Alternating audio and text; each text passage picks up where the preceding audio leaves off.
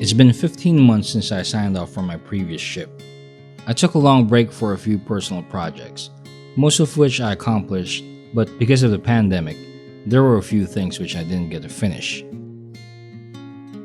Well, now my vacation time's over, and I have to join my ship for another tour of duty. But the current situation around the world made things a little bit more complicated.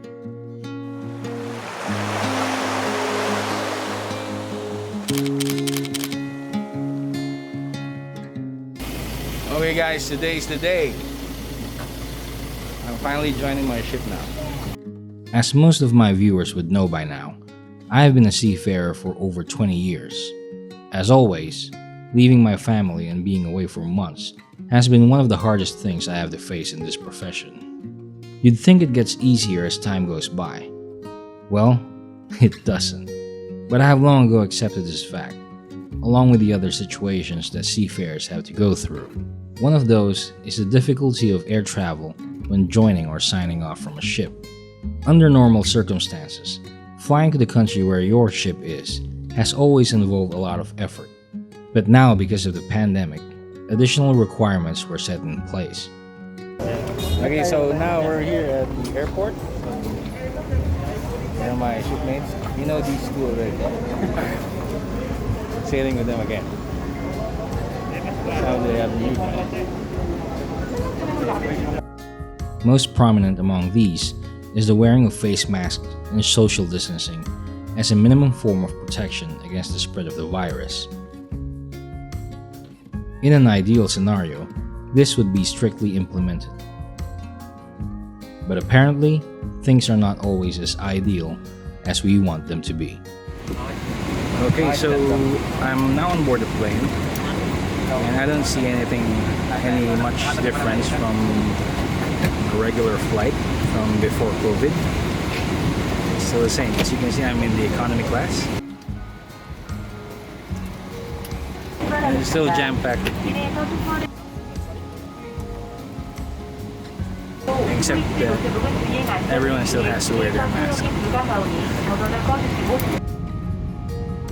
This was the first of 3 flights that we were booked for.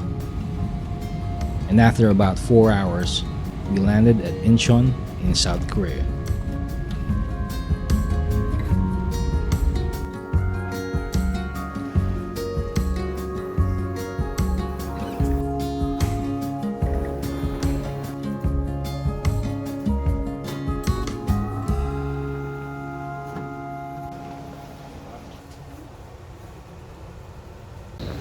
Okay, so we have arrived here at Incheon International Airport.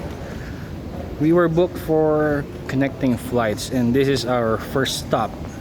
We will be waiting here for about 8 hours before our next flight.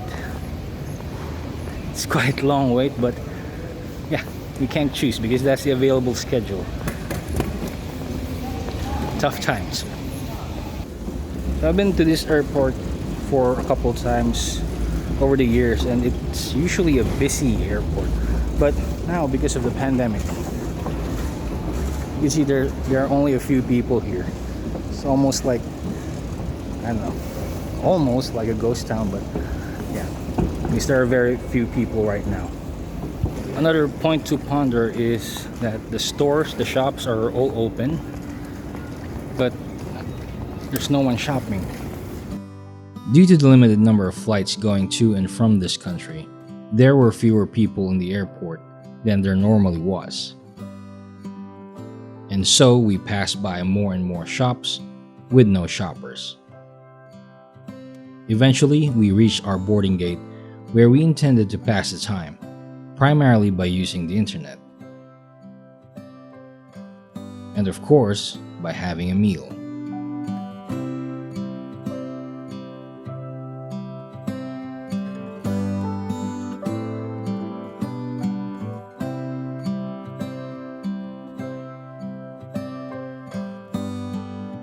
Okay, so it's around 12:30 in the morning, and we're getting ready to board our second flight going to Doha, Qatar. Okay, so this airline is a little bit better because they are implementing social distancing within the airplane. As you can see, there aren't many passengers on board, and there are spaces in between the seats.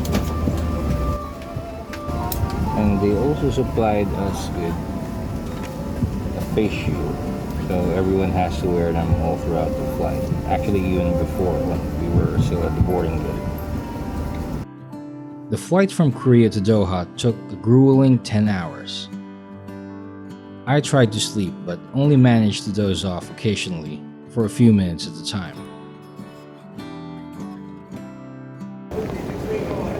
So we just arrived here at Doha in Qatar.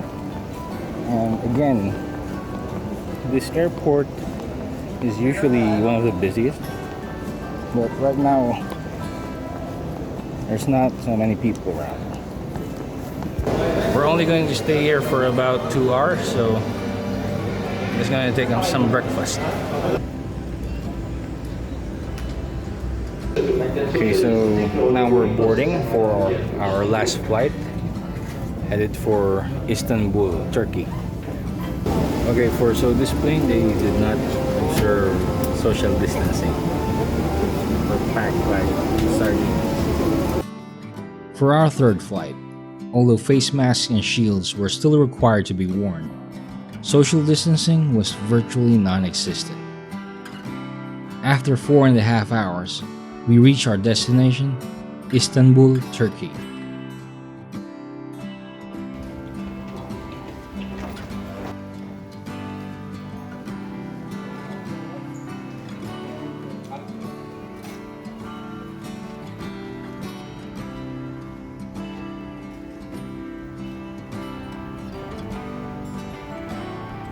Okay, so since yesterday, I started traveling around 7 in the morning.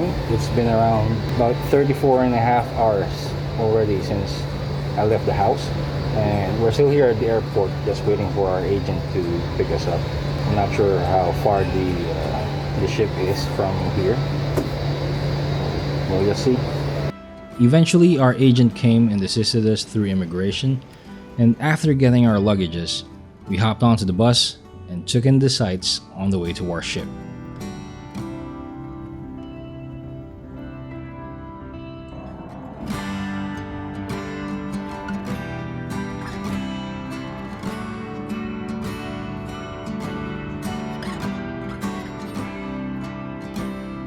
After about 2 hours, we finally caught a glimpse of our ship.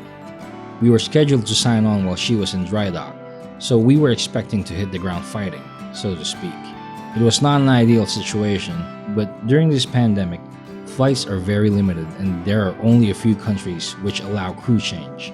Luckily, Turkey was one of them, and it was a stroke of luck that our ship was going there for dry dock. A lot of seafarers are still stranded on board with expired contracts, and a lot of them have been stuck for more than a year. On the other hand, the ones who were supposed to relieve them are stuck at home with no source of income.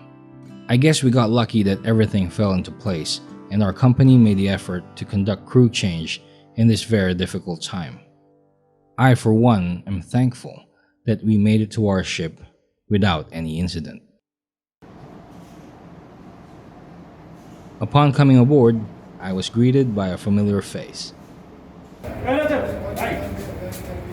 That's the new normal. New normal of shaking hands from the airport, huh? Okay, so now I'm already on board the ship.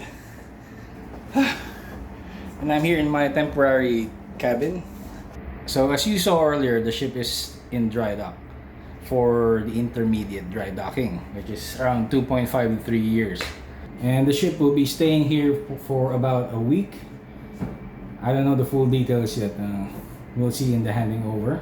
And for the time being, while the incumbent chief engineer is still here, he hasn't disembarked yet, I will be berthed here in this temporary spare officer's cabin. So as a precautionary measure, before we go to dinner and mingle around with the other people, we need to change our clothes and put them here in this plastic bag. Yes, our clothes are considered as biohazard material.